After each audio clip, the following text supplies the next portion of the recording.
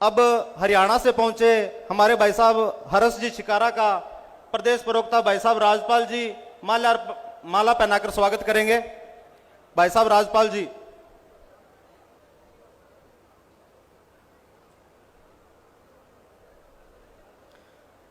इसके बाद भाई साहब हर्ष जी शिकारा से निवेदन रहेगा कि वो स्टेज पर आएं और अपना उद्बोधन करें।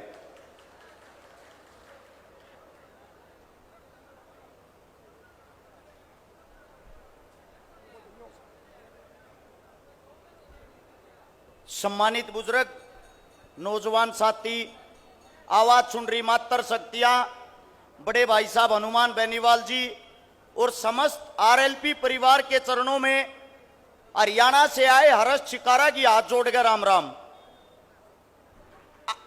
आप सभी साथियों से सबसे पहले एक विनती है, एक बात को समझें, हमारी लड़ाई किसके साथ है, हमने लड़ाई जीतनी कैसे है, कांग्रेस बीजेपी है कौन, इस बात का जब हमारे बच्चों को पता लग जाएगा उस वक्त हम आधी लड़ाई जीत जाएंगे।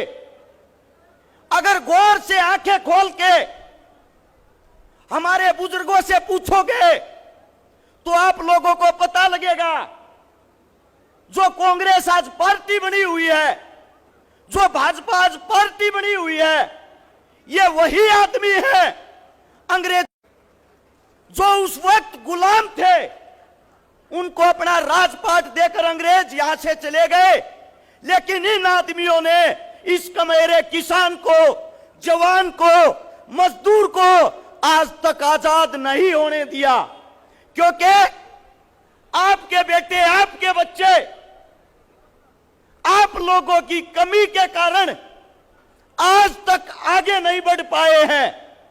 हमारे देश का दुर्भाग्य है, हमारे जितने चाचा ताऊ बुजुर्ग नौजवान साथी बैठे हैं, कान खोलकर सुन ले। हनुमान जी बेनीवाल, अगर आधी रात को मैं हरियाणा से जब फोन करता हूं बड़े भाई साहब के पास और बोलता हूं भाई साहब राम राम, भाई साहब तुरंत जवाब देते हैं, हर्ष भाई काम बोलो काम। आधी रात को उसी वक्त काम करते हैं। ऐसे इंसान की जब तक हम कदर नहीं करेंगे, ऐसे इंसान की जब तक हम ताकत नहीं बढ़ाएंगे, हम लोग कभी भी विजय नहीं पाएंगे। आप लोगों को एक बात बता देता हूं, बिना हनुमान के तो श्री राम भी लंका फतेह नहीं कर पाया था। यह तो इतना बड़ा राजस्थान है, बिना हनुमान के आप लोग इस षड्यंत्र को पार नहीं कर पाओगे।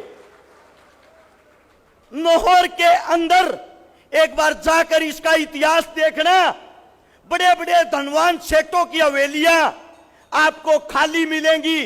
वो किस कारण खाली है, क्या कोई बता सकता है?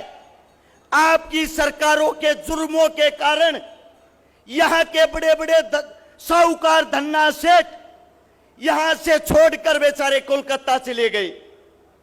आप लोगों को बता देना चाहता हूं, हनुमान को मजबूत देखकर हरियाणा से, हमारे हरियाणा के हाल फिलहाल के डिप्टी सीएम हैं, जो आप लोगों की यहां भाजपा की पार्टी है, जिस पार्टी का नाम है झूठ मंत्री पार्टी, सिर्फ झूठ बोलना, और कांग्रेस का नाम है ठग मंत्री पार्टी, आप लोगों को ठगना। उन्होंने हमारे भगवान के साथ भी अन्याय किया। वीर तेजाजी महाराज के वहां पे जो नींव रखी, दुष्यंत चौटाला ने उस नींव में भी चांदी की ईंट बोलकर झूठी ईंटें वहां लगा दी। जो इतना बड़ा हमारे साथ धोखा कर सकते हैं, वो पार्टी आप लोगों का क्या भला करेगी? आप कभी हरियाणा जाना, किसी एक गांव के अंदर मैं गारंटी देता हूं, अगर दुष्यंत चौटाला बिना सिक्योरिटी के चला जाए, उन लोगों को यह भाजपा सरकार आपके परिवार को तोड़ने के लिए आपके बीच लाना चाहती है। ऐसे ऐसे षड्यंत्रकारियों से बचना है। अरे जो अपने जीते जी दादा का नहीं हुआ, जिसने जीते जी अपने परिवार को तोड़ दिया, जिसने जीते जी अपने काका को छोड़ दिया, वो आपके राजस्थान का क्या भला करेगा? आप सभी साथियों को बता देना चाहता हूं, जितना जल्दी हो सके सब हनुमान बन जाओ। एक हनुमान से काम नहीं चलेगा। और जब तक आप लोगों का भला नहीं होगा, किसान, जमींदार और मजदूर के घर से आपके बच्चे, आपके बेटे जब तक आपके सेंटर में, आपके जयपुर में कुर्सी डालकर नहीं बैठेंगे, इसीलिए मेरी समस्त राजस्थान से एक विनती है। हरियाणा भी आपकी तरफ एक न्याय की उम्मीद से हाथ जोड़कर देख रहा है। जिस वक्त बजरंग पुनिया को थाने में बंद किया गया, हमारे हनुमान जी बेनीवाल आधी रात ने राजस्थान से जाकर उस पहलवान को छुड़वा कर लाए। ऐसे इंसान को मजबूत करे, ऐसे इंसान को मजबूर नहीं मजबूत करे, सोचना आप लोगों को है। क्या आधी रात को वसुंधरा आपके बाहर आ सकती है? क्या आधी रात को अशोक गहलोत आपके बाहर आ सकता है? पहली बार आप लोगों के पास मौका है। ये नेता नहीं, ये आप लोगों का बेटा है। बेटा बेटे को बनाए। और पहली बार मैं ये चाहता हूं राजस्थान का सीएम कोई मर्द हो। पहली बार ये चाहता हूं राजस्थान का सीएम कोई मर्द हो। वसुंधरा वो भी एक औरत है, हमारी बहन है।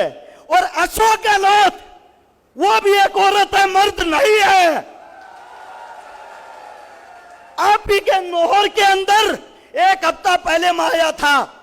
यहां का प्रमुख खेल है फुटबॉल। बच्चे फुटबॉल का खेल करवा रहे थे जो पूरे हिंदुस्तान के अंदर मशहूर है। आप ही के राजा, आप ही की बहन उस गहलोत ने रातों रात ग्राउंड की लाइटें फुटवा दी, स्टेडियम से बैनर पोस्टर हटवा दिए और सबको चुनौती दे दी, ये प्रोग्राम यहां नहीं होके रहेगा। जो बच्चों के साथ खिलवाड़ करता है, जो खिलाड़ियों के साथ खिलवाड़ करता है, मेरा ये मानना वो मर्द नहीं हो सकता, वो एक बहन ही है। इसीलिए आप लोगों के सामने वास्तविकता में दोबारा कोई भगत सिंह का रूप बन के हनुमान बेनीवाल आया है। हम सब ने सुखदेव, राजगुरु, चंद्रशेखर बनकर ऐसे इंसान को सर आंखों पर बैठा लेना चाहिए।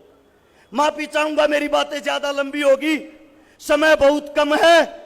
और मैं हनुमान जी बेनीवाल को एक बात कहता हूं, भाई साहब, जहां आपके पसीने की एक बूंद गिरेगी इस धर्म युद्ध में, आपके लिए वहां हम अपना खून बहा देंगे। सभी साथियों के चरणों में एक बार हाथ जोड़ के क्षमा चाहता हूं अगर मेरे मुख से कोई गलत शब्द निकल गया हो।